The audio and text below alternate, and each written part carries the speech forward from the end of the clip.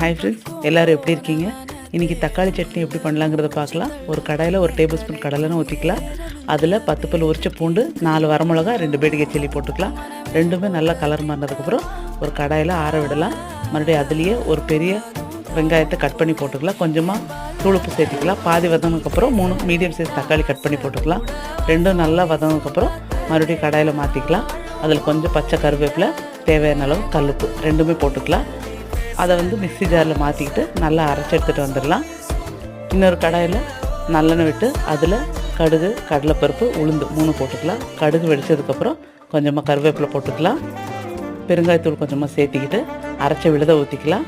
கொஞ்சமாக தண்ணியை கலக்கிட்டு நல்லா வெந்ததுக்கப்புறம் ஸ்டவ் ஆஃப் பண்ணிடலாம். இது தோசையோடு ரொம்ப நல்லாயிருக்கும். நீங்களும் ட்ரை பண்ணி பாருங்கள். வேணும்னா வெல்லம் சேர்த்திக்கலாம். தேங்க்யூ.